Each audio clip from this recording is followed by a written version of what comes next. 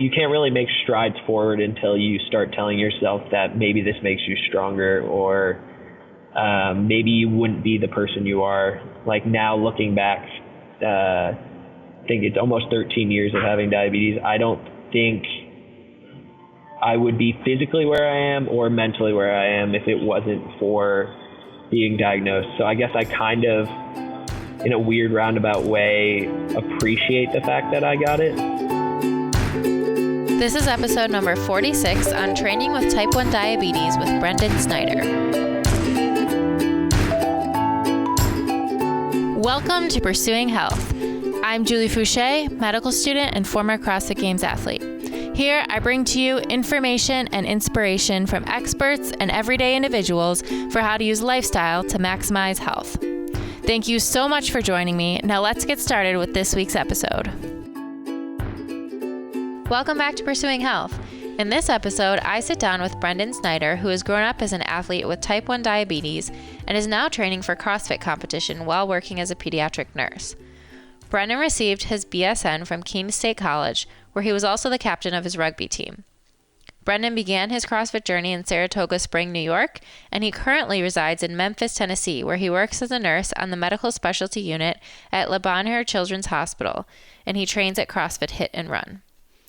In this episode, we talk about everything from growing up as a teenager and the challenges of training with type 1 diabetes, to how Brendan uses his own experience to connect with his pediatric patients, and his current goal of qualifying to the CrossFit Games regionals. Before we get started, I have a few quick reminders. First, if you're enjoying the podcast, please head over to iTunes to subscribe and consider giving it a 5-star rating. I'm also always looking for inspiring stories to share, just like Brendan's. If you or someone you know has used lifestyle to overcome a serious health challenge, please send your story to me at info@juliefouché.com, and I'll select some to share here on future episodes. If you're interested in training with me, check out my program through Beyond the Whiteboard. This is the actual training that I do now, 5 days per week, 1 hour per day, scheduled out for you minute by minute from warm-up to cool-down. For more info or to try the programs out yourself, visit beyondthewhiteboard.com/Julie Fouché. We're also currently running a free trial through February 12th, so if you're interested in that, please make sure you sign up at www.healthyselfreset.com, and you'll get a link to register in your inbox. Finally, please remember that although I'm nearing graduation from medical school, this podcast is meant to share the experiences of individuals and does not provide medical advice. So with that, let's get started here with episode number 46 of Pursuing Health featuring Brendan Snyder.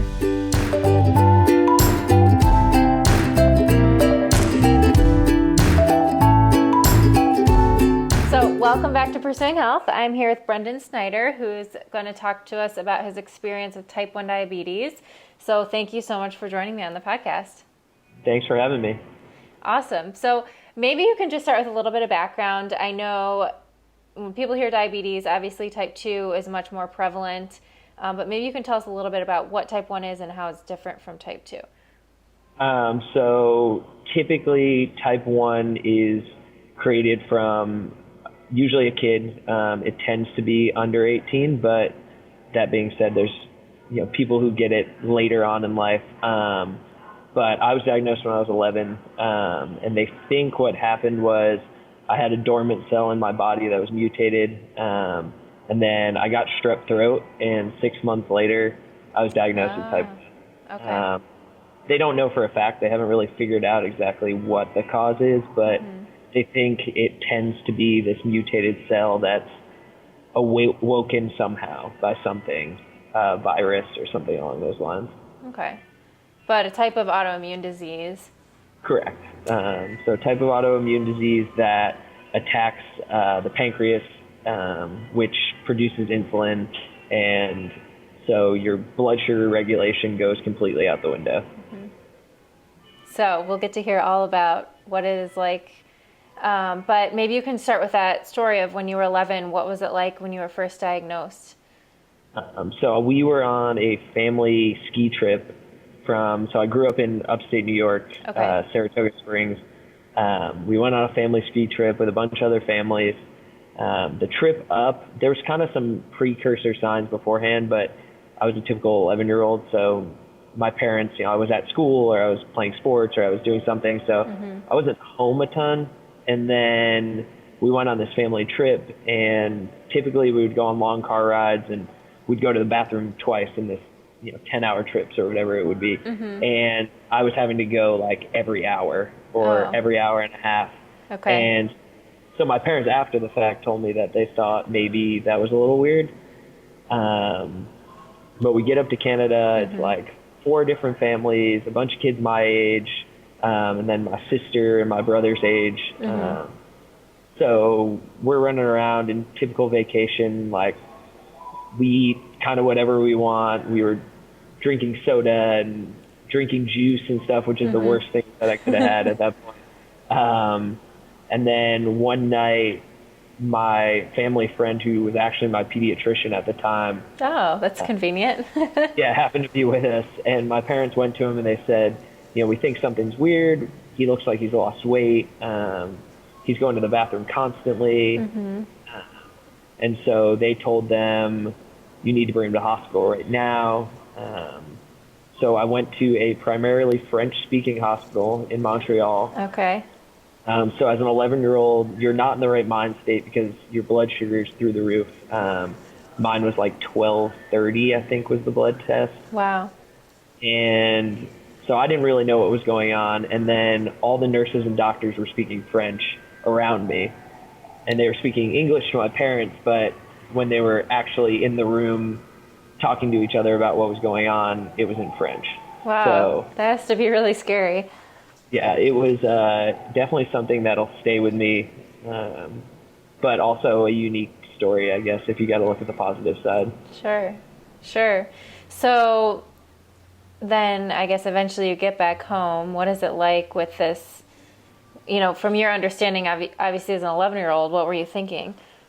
So we, at that point, my parents went back, packed everything up. They stabilized me, so rehydrated me, gave me some insulin, and then sent me back. And we're told, stop at home, get a bag, and then go to the children's hospital that was closest to my house. Okay. So we went back. The people at the border were a little confused because we had said we were going for a week, and 2 days later we were coming back through with 2 less people because my siblings stayed with the other family. Oh, okay. So we get back across the border, stop at home. I'm still very confused on what's going on. Get checked into the other hospital, the children's hospital, and they confirm. So like anywhere, if you switch hospitals, they want to confirm what was decided was decided. So they confirmed. They came in and they kind of explained it to my parents in more of a broad spectrum. I understood a little bit of it. Like I understood that something was wrong. That's why I wasn't feeling good. And then they actually had a diabetes educator and my endocrinologist, who I had until I was 17. They came in and they did an amazing job of kind of explaining to me in basic terms, this part of your body, your pancreas, doesn't work. So we need to give you insulin. And at that point they explained, insulin just as a medicine, because I didn't really need to know at 11 exactly what insulin did. I just needed to know when you eat, you have to take this. Okay. And when you wake up, you have to take this. So I knew it was a little hard to get here. You're going to be getting a shot every time you want to eat. Yeah. Or when you wake up, you have to do this. And at that point, it was somewhat early on. So they had everyone, like my plan was like, for school, I had to wake up at 7 a.m. So that meant on the weekends, I had to wake up at 7 a.m. Oh, man. and my parents, they were nervous. They had neither have medical background. My dad's a lawyer and my mom does like bookkeeping and things like that. So they listened to what the doctor said to a T. So I ate the same breakfast. It was 75 carbs for breakfast, 75 for lunch, 75 for dinner. Okay. Took the same doses of insulin. And I think it was Eggo waffles, Kix cereal, and like a quarter cup of apple juice every morning, like 8 months. Oh my goodness. But because we followed it so well, right. I started researching insulin pumps, and this is kind of early on in the insulin pump days, but I went to my doctor one appointment and I had printed off like a book of information about insulin pumps. And I said, I want one of these. And so because I had done the research and they saw that kind of we had the hang of it as a family, they let me get an insulin pump. So after, I think it was 9.5 months, I got put on a pump. Okay. So that's pretty early on. What was it like then, kind of growing up as an adolescent, as a teenager? What kind of challenges did you have? I would say it was, I wouldn't say easy, but it was, the first 2 years were somewhat easier because I stayed in a routine. Okay. Because it wasn't that long a period of time. It seemed like to me like, oh, maybe I'll grow out of this, kind of that. As a kid, you try to rationalize what's going on. And so I definitely had some of that. And then middle school, things got tough for a little while. Like any teenager, being a teenager is hard and you don't want to do what your parents say. So I went through, and it seems to be like this classic thing that teenagers do with diabetes is, you know, you tell your parents you're testing, but if you're supposed to be testing 5 times a day, you're testing 2 or 3. Because even though it takes 2 seconds to do, it doesn't seem like a big deal. Right. And then my A1C, which is your average blood sugar over the course of like 3 months, I believe it is. All of a sudden my A1C shot up and it was like a 12.8 something. And, you know, my parents give me this look. I remember sitting in the doctor's office one day of like, wait a second, like you told us what it was. We wrote them all down. It doesn't make sense. So after that point, I think it was like middle of 8th grade, maybe freshman year of high school, I just kind of snapped out of it. It was like a weird, I realized I didn't feel good all the time, but when I was doing what I was supposed to, things were quicker because I wasn't having to backtrack and I wasn't in damage control all the time. I was just doing what I needed to do and I felt good. But that being said, there were times where my blood sugar would be super low because, you know, you're out playing. We played a lot of football in my neighborhood. I grew up with 13 kids my age. So we would always be playing tag or, you know, all those kind of yard games. And you don't want to be like, oh, I got to go inside to go get juice. So I'd ride my bike home. I think I crashed my bike a couple times going home. Oh my. And I'd walk inside and my parents would instantly know what was going on because I wasn't making sense. I was kind of stumbling around. But then I got to like a little more comfortable with it and my friends also got really comfortable with it. So it became like, oh, I need a juice. And they'd be like, yeah, go get a juice and then come back. Like it wasn't. It became more normal.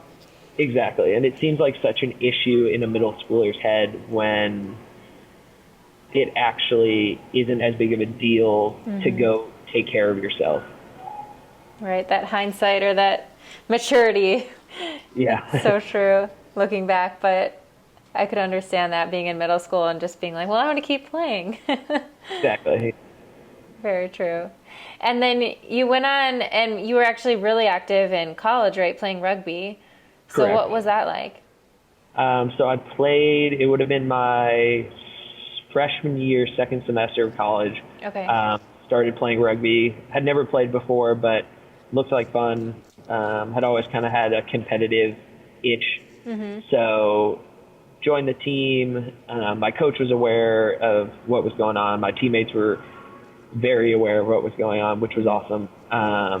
But with that, I had to get used to, you know, this is where my number needs to be before I go to practice. So I knew Monday, Wednesday, and Friday there was a lot of running, and Tuesday and Thursday was a little less running, more strength oriented, whether it was tackle practice or something like that.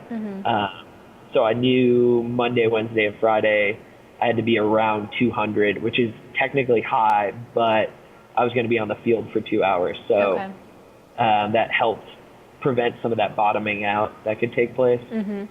And then Tuesday and Thursday, I knew I wanted to be around like 150 or 160. But that took, I want to say, about 6 months to really figure out and see exactly where my number needed to be. Mm-hmm. No matter who you talk to or what you look up, everyone's slightly different. Mm-hmm.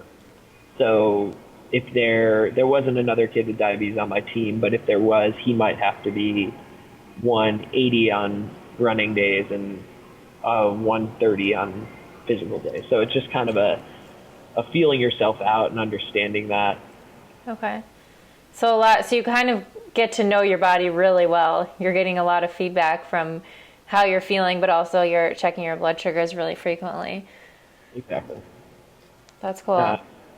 And since back then, I wanted to limit, how many things I had stuck to my body, because playing a really physical sport, it was almost guaranteed that it was whatever was on me would probably come off. And so, like, continuous glucose monitors and things like that didn't really work, because I might have it on for 20 minutes of practice, but then I'd get tackled and it would come off. So right. It was more of a 2 hours leading up to practice. I needed to know where I was, whether I was in class. So that was the other kind of added stressor in my life, was I was in nursing school. So it was, class before practice, go to practice, eat really quick, go to class again. And so you're going from mental stress to physical stress, back to mental stress, and monitoring myself down after practice. Wow. And so that's obviously not, it's challenging what you did, and you have to, you didn't have to make that decision to play a sport, even play a sport as physical as rugby, let alone do anything physical. Obviously it makes it more challenging to monitor, but why did you decide to do that, or why do you think it was important for you? I think it probably stems back to when I was younger. I had gone to like a diabetes camp for kids. Okay. And you meet people who play football, or were playing soccer in college. Like, all our counselors were in college. Okay. And so you see them and you're like, all right, maybe I don't have to be afraid to go do this. And then when it actually became my time to get there, you don't, no matter what you have, I seem to notice this with anyone with a disease or a condition that would technically be considered preventing them. You get this mental side of you that's I'm not going to let this, I'm going to figure this out. And if I want to do this, I can make it happen. I just have to work harder than everyone else out there. And I think that's kind of been where life has been, is just, I might have to work a little bit harder, but that might make me just a little bit better, because, you have to take an extra step, so you appreciate getting there. So true. So true. That's amazing. And then you kept going even further, because then you found CrossFit, correct? While you were still in college? Yes. So I was using CrossFit as kind of a cross-training for rugby, because they're parallel in the fact that you have to be able to have an endurance side, but also add strength in there. So I did the typical bodybuilding thing for a little while. I wasn't actually a bodybuilder, but all those bicep, thighs, and chest and stuff that all college kids like. And I was bored, because I didn't I'm going to do one set of this and then I'm going to go stand around for a little bit. Right. And I've always kind of been, I wouldn't say high strung, but I'm not very good at sitting down. You like to be busy, moving. Yeah. And most people that know me would agree that once I get up in the morning, I like to just go and do things and see things. And so I saw a couple of people wearing shirts just out and about, the old school, just CrossFit logo ones. And went on the main page, didn't really understand it, because it looked like this tiny, it would be, I remember the first day I went on there, it was deadlift 2-2-2. Right. What are all these dashes, and what do I just do 10 deadlifts and then I'm done for the day? What? And so I did a little more research. I read a little bit of the journal entries, and was like, all right, I just kind of see what's going on. And I would say the first year that I was doing it, I was probably doing it horribly incorrect. And it was things like, I think the first Metcon I ever did was like 10 pull-ups, 10 cleans, and I want to say like 10 push-ups or something. It was really simple. But it was like 20-minute AMRAP or something along those lines. And I tried to do strict pull-ups. And so you start going, and 10 minutes in, you can get half a pull-up, and you're like, I don't understand what's going on. Like, why is my body not working? It shouldn't be that hard. Like, it's 3 movements. And I think that's where I got that drive, was as I started to understand the training more, I started to see that you could compete in it. And then I started to get better on the rugby field because I was able to have strength and endurance mixed into one. So I think that's where, like, my senior year of college was when I really started to understand, and I watched enough YouTube videos and watched the games and was like, oh, okay, now I understand how this is supposed to be. Okay. That's really cool. And then you continue, and that whole time you're just doing it on your own. You're not even at an affiliate, correct? Correct. So my first affiliate was my senior year. There was 5 of us. We had like started a club at the school. Okay. Just because there were 5 of us, and we were like, well, they'll sponsor clubs, like the school will sponsor clubs, try and see. And then we were all like, all right, let's all do the open. And we filmed the first 2 weeks or 3 weeks.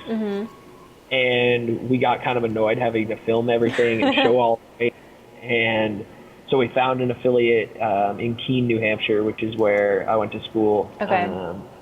And asked them if we could come do the open workouts. And they said, yeah. So we went in, and just kind of seeing, that's the first time I saw like that community aspect and just people supporting each other through the workouts. We all 5 of us, like, improved drastically once you have someone in your ear while you're doing it, not just your friends sitting on the side eating dinner while you're working out or whatever.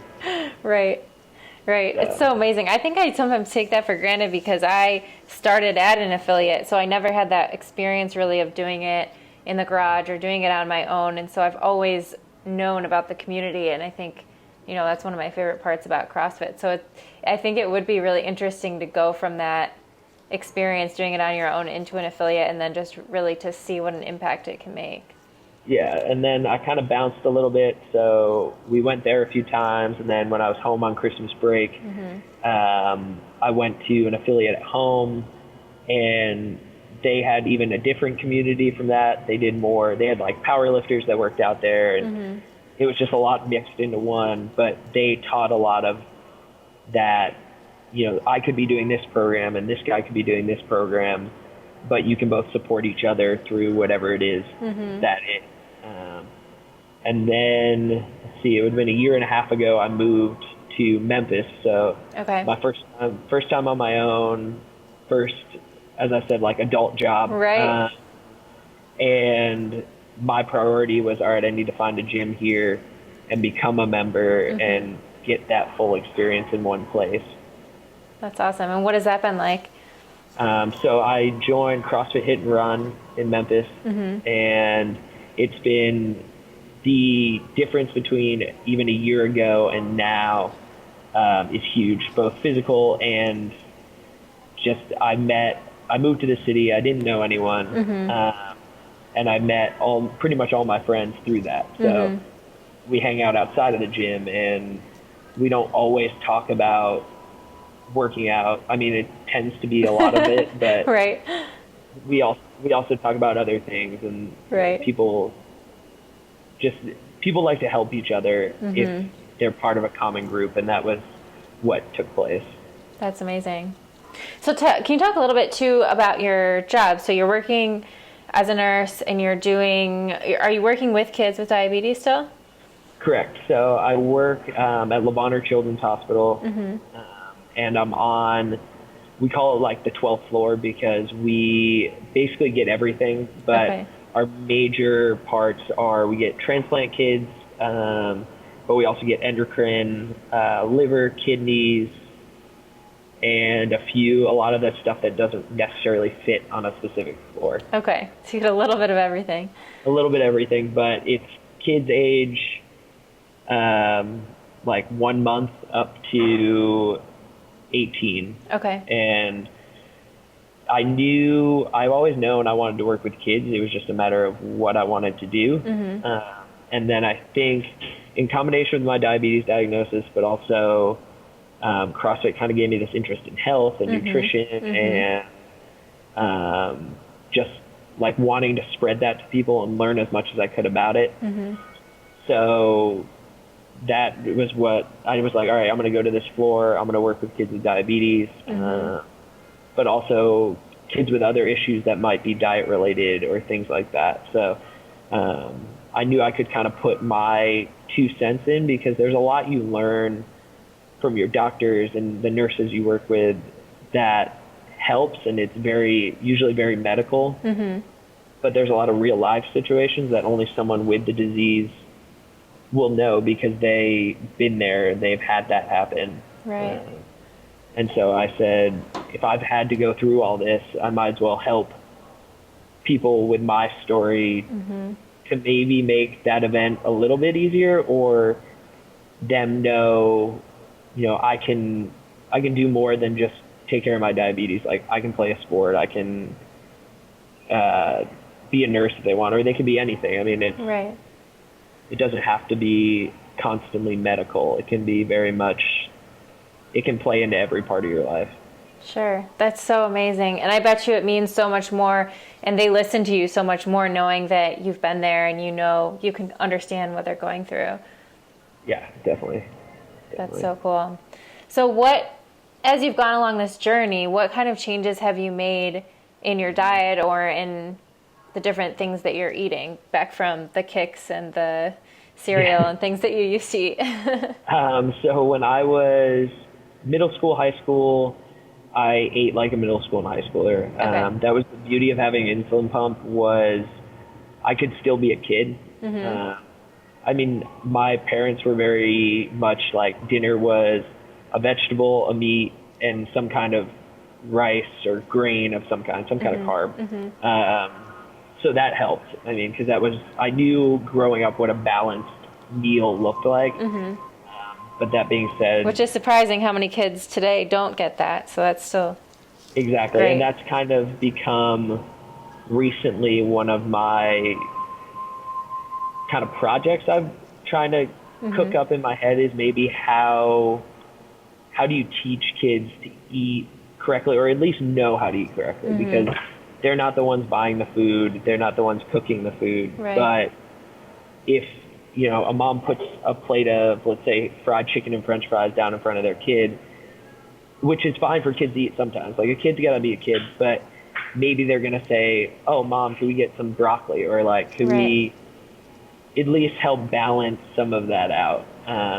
And that's hard to do, because kids don't like to eat vegetables, but especially when they get so much stuff that tastes good put in front of them, it's hard, Yeah, it's hard to make that stuff taste good. Right. And so I would say my transition was middle school, high school. About my junior year of high school, I wouldn't say I was like overweight, but I definitely was like fairly unathletic, like bigger kid. And I decided just one day randomly, I was like, all right, I want to do something physical. Like, I don't know what it is, but I want to do something physical. So I started with the like classic P90X and Insanity kind of route.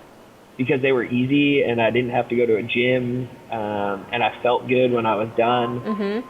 And so by the end of high school, my freshman year of college, I'd gotten, like, I was skinny. I wasn't like muscular at all. I wasn't, but it was just, I looked healthy. I never got like outrageously skinny, but that was pretty much based off of cleaning out some of the bad food, like a lot of the snacks and things like that. Like, I was big into, I just loved to snack on stuff, and I did it subconsciously. I would just automatically, be like, oh, I'm driving somewhere, I'm going to grab a granola bar or whatever was in the... Right. And so I cut some of that out, and my blood sugar started to level out, so it made my diabetes easier to care for, because all of a sudden I'm not having these huge spikes it was like I knew I'm going to take my insulin when I eat breakfast, and that'll last me until I eat a snack at 10 o'clock, which will last me until I eat lunch. And then, so I did kind of the classic breakfast, snack, lunch, snack, dinner. And then depending where my number was, sometimes I'd have to eat before bed. Okay. And how much weight did you lose when you were making those changes? So my biggest, I was at like 211 pounds, I think, and I'm 5'8", 5'9". Okay. I like to tell people I'm 5'9", but it's probably and so 210 is like, it's not big, but it wasn't an athletic 210 is what I should say. Okay. And so I dropped down to 182. Wow. That's a big change for high school, yeah. That's great. And I think the biggest thing was I was doing physical things, but I wasn't necessarily every day focused on one thing. And then when you start to exercise, it's this weird pattern, I feel, that you start to eat better subconsciously. I don't know if it was like this, oh, I don't want to waste this exercise I did, so I'm going to eat better. But that's kind of what happened. Yeah. And so it all just kind of fell into place. Right. And you just recognize that what you're putting in your body is fueling what you're able to do physically, and so you want to be able to put good fuel in. I think it definitely makes you think more about what you're eating. Yeah. And then college came around, and I would say my cafeteria at school was pretty good. They had, a big salad bar with tons of like extra vegetables you put in there, and it was always good quality stuff. And they had like a stir fry bar, so I ate a lot of stir fry because I was able to get just like chicken and vegetables and rice, and it was easy and it was fast. Yeah. And I didn't have to, you could put sauce on or you didn't have to, which it tends to be those sauces that get people. Right. And so I was able to kind of have a balanced diet in college, and my friends kind of always referred to me as the kid that ate healthy. Like I was that guy. But part of it was it helped with the diabetes, because then I could go, be a college kid with my friends. And that's like the unspoken thing. I feel like everyone's afraid to kind of talk about drinking and diabetes. But the reality of the situation is when you go to college, and we'll say for interest in the story, I was 21 in all these occasions. But you need to know like what's going to happen to your body. Right. And alcohol does a very weird thing where it raises your blood sugar on its own, and then it lowers it on its own. So a lot of kids with diabetes end up in this issue of they might test their blood sugar after they've had a couple drinks, and it'll be 300, and they'll be like, oh, I got to load myself with insulin. And then it comes down on its own, and then the insulin hits and you drop way down. Wow. And you're not in like a mental space that you necessarily would know exactly what was going on. So it can get you in trouble. So that's interesting. It was just a matter of, I feel like there's a lot of pieces of my life that have been like an experiment. Like there's not necessarily books and things written on how to live the nitty-gritty of your life with diabetes. Right. Well, it sounds like you figured it out pretty well. Yeah, and it's gotten a little better. There's some cool like Instagram pages that people have now that are, 18 to 25, and they post about like the things that are going on, which I wish I had that when I was growing up, but it's kind of cool that maybe I can help be part of that for some other people. Sure. That's awesome. And then... Oh, keep going. Oh, no, recently, so I started kind of a more competitive route with CrossFit now. And so I got on Misfit program, which is for people who don't know, it's a fairly competitive, longer workouts, harder workouts. And then I also started doing the macro count, like counting my macros, seemed to be a better route. I did the paleo-ish thing for a while, but I felt bad when I would eat carbs because the way it's written, you're not supposed to eat as many like simple carbs. Most places you look, that's kind of how it's written, and you need those simple carbs when you have diabetes because you don't really have an option when your blood sugar is going down. You need something that's going to digest fast. Right. So when I started counting my macros, I was like, all right, I'm going to give myself, 200 grams of carbs a day because that's what this website said.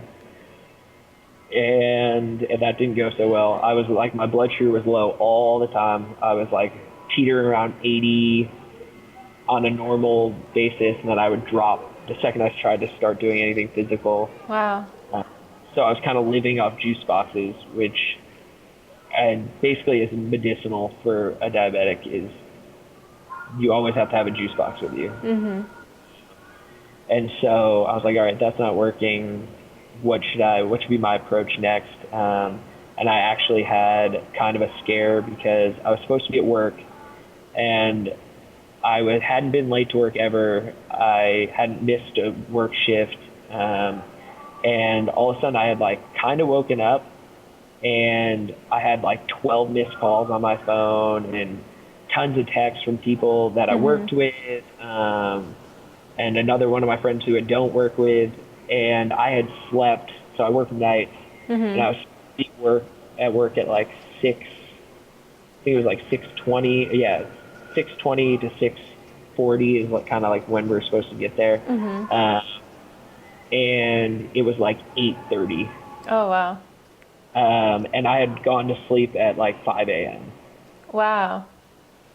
And I didn't know where I was. I was having trouble figuring it out. And I heard people knocking on my door, and I somehow, while I just assumed I was low, and I started drinking juice boxes, and I went to the door, and I was really confused because it was a friend of mine who I don't work with, but then it was like 6 people I work with behind. And normally, for the most part, like my girlfriend's on top of my numbers, not in the sense that she always wants to know what they are, but she knows I wake up at like 3:15 to train, and then I'm home at 5:30 before work, and I eat and I go to work. Right. And she happened to be out of the country on a trip, and so our times were all mixed up.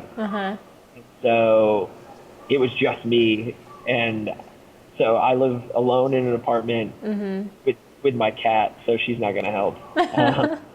And so they came to my door, and I barely really remember talking to them. Wow. But I guess I was just completely out of it. But at that point, I had drank like 5 juice boxes. It just takes a little time for you to get back and for that glucose to get to your brain. So after that point, I was like, all right, I need to switch this up. I need to figure something out. I have a pretty good understanding of nutrition, but maybe not how to get these numbers down yet. So at that point, I made the decision to get a nutrition coach, because then it would be someone else who understood from the outside. And I'm more likely to listen to someone when they say, you're going to eat 350 carbs on your training day. I'm going to trust what she has to say. And it's Kristen Pope, who's a Olympic weightlifter, who does my nutrition coaching. Oh, that's awesome. And so she understands what it's like to train hard and when you need those carbs. And so she's given me that confidence in the numbers, and my numbers have definitely stabled out a lot since she started doing it for me. Wow. That's awesome. I mean, that's really scary, but it's amazing the support that you have around you, and all the people from work and people, knowing, okay, if something's up, we better go check it out, and being there for you. So that's really amazing. Yeah, exactly. And I still don't know how they got to my apartment, because you have to get through a gate and then get through a door and then get through another door. But they were determined enough to find out what was going on. And the people in my gym are the same way, that if I'm not, they know I'm at the gym at 3:20 every day. And if, 3:45 rolls around and if I'm having a rest day or whatever, I'll get 3 texts on my phone like, where are you, or what are you doing? And 99% of the time it's, oh, I'm resting today, or I went and did yoga today, or something like that. Right. But I know that day that it's like, I don't answer the phone, they'll make sure someone goes and checks on me, or they call someone close to me who knows how to get to what's going on. That's amazing. Well, glad you are okay, and I'm glad you found a good nutrition coach. I think it always helps to have someone, no matter what area of your life it is, it always helps to have someone who's a little bit more objective and who can be there to kind of give you a fresh set of eyes or a fresh perspective. So that's great. Yeah, she's definitely kind of come through on that aspect. That's awesome. And now you are training. What is your goal for training and for CrossFit right now? I think my eventual goal would be to get to regionals. Okay. From an honest opinion, I don't think it's going to happen this year. There's just so much that has gone on in my life and moving to a new place and everything. But I'm also now being on this new program that is very specific to getting to regionals. I've noticed my level of fitness and strength has gone up considerably, and my numbers on like our benchmark test workouts have been dropping. That's awesome. It's working, but like anything, when you're trying to do that, it's kind of a slow process. Yes. And you really haven't been doing CrossFit for that long, correct. Yeah. So hopefully there's plenty of time. Hopefully this year I can climb the leaderboard and see where I'm at, and then also find some of those weaknesses that I need to work on. So if it's, I would say a true goal that I think is like an honest goal would be probably top 500 in the open for the Central East. So anyone who knows the Central East knows it's challenging. a pretty good week to get in the 500. So I thought that was like a good benchmark. If I can get there this year, then I can make it the next step next year. That's awesome. And why? What motivates you? Why do you want to go to regionals? I think it's part of it's that pushing yourself. Like if you're in a sport, you want to be the best, and that's kind of the best. That's the step to being, the best. Like any CrossFitter, it would be great to stand on top of the podium. Not everyone can do that, and I'm not necessarily saying I'll ever do that. But you have to know in your head that that's the goal. But also to go to regionals, you have to have this well-rounded sort of ability to be mentally strong, physically strong. And that might show people, kind of bring some light onto type 1 diabetes. And there's a lot of research and publicity out there about type 2 because more people are affected, which makes sense that they would get more publicity. But as someone with type 1 who every moment of my life, awake or asleep, is affected by it, I tend to be a little selfish towards, like, I want all the money to go to type 1 research. I want type 1 to get cured. I mean, it's just, it's like anyone with any disease or any problem, you have to be selfish about certain things in your life to make your life better. And, that kind of thought process of, all right, I'm going to show people with type 1 that they can be as normal as they want to be, or they can be even better at life than people who don't have diabetes necessarily. And it's easy when you have type 1 to kind of say to yourself, like, oh, I'm not as good as these people, or I didn't do this well because I have this. And you can't really make strides forward until you start telling yourself that maybe this makes you stronger, or maybe you wouldn't be the person you are. Like now looking back, I think it's almost 13 years of having diabetes. I don't think I would be physically where I am or mentally where I am if it wasn't for being diagnosed. So I guess I kind of, in a weird roundabout way, appreciate the fact that I got it. That's amazing. I think it gives you, it sounds like you have great perspective on it. And I think, because you have that unique experience, it's true, you're in a really unique position to share that experience and be that inspiration for other people or for young kids who are first diagnosed, to be able to see that, hey, you can do whatever you want. This isn't something that has to hold you back. So I love that. Let's finish up with the 3 questions that I ask everyone on the podcast. So first one is 3 things you do on a regular basis that you think have the biggest positive impact on your health. I would say number 1 would be regular physical activity, or in my case, training. Number 2 would be an understanding of my body and kind of doing my own science experiments on my body every day to see how things affect it. I love that, because everyone can take something from that. No matter what, if you have diabetes or not, I think everyone can experiment on their own body and figure out what's optimal. Yeah, and everyone's different, and how you react to things is different. Mm-hmm. And then I would say the third thing I do is to have people around me who understand what's going on, and I support them as much as they support me. I love that. Those are awesome. One thing that you think would have a positive impact, but you have a hard time implementing it? The biggest thing I would say there is probably sleep, and then to go along with that, like slowing down. I work nights, so it's I sleep during the day someday, and I sleep during the night sometimes. Yeah. But then with the slowing down, I have that personality where I need to constantly be moving. And I wish sometimes I just let myself sit there for an hour. And I've gotten better at it, but I've got a long way to go. Mm-hmm. Well, that's good. Last question is, what does a healthy life look like to you? I think a healthy life for me would be back to that understanding your body, whether you have a disease or not. It's so huge to understand how you feel and what it is you're feeling, and also just enjoyment of your life.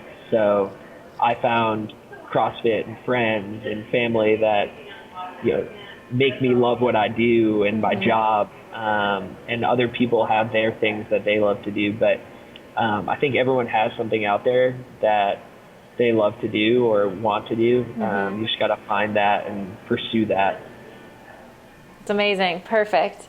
Well, I'm so glad to see that you're doing all of those amazing things, and you're using your own experience to help other people in a similar situation. And so I know I'll be rooting for you for sure in the Open and for regionals for these next few years. So I know a lot of other people listening will be too. So we wish you the best of luck with everything. Thank you very much. And I hope everyone out there, if you have type 1, feel free to reach out to me. Hopefully I can answer anyone's questions if they have them. Awesome. Where can they follow you? I'll put your link to your social media and everything on the post, but is there a place where they can follow you? I would say the best move is probably Instagram. I don't post a whole lot. I'm really bad about that, but I'm pretty good at answering messages. So if anyone has any questions, or even if it's someone listening and their kid has diabetes and you're having problems with that, I've also, from being a nurse, I've seen both sides. So awesome. Well, we'll put that link in the show notes, so if you want to, you can reach out. So thank you so much for coming on. Thank you. Thank you so much for tuning into this episode. It was great to get to know Brendan and hear about his experience and determination to chase his athletic goals with type 1 diabetes. I also love how he looks at his own challenges as a positive and uses his experience to connect with and help other kids as a nurse. Hopefully we'll see him out on the regionals floor one day, inspiring even more people with his story. To make sure you never miss an episode and to receive exclusive content from me, head to my website, juliefoucher.com, where you can subscribe to my email list. Also, don't forget to share your stories. If you or someone you know has used lifestyle to overcome a serious health challenge, please email me at info@juliefoucher.com. I'll choose some of these inspiring stories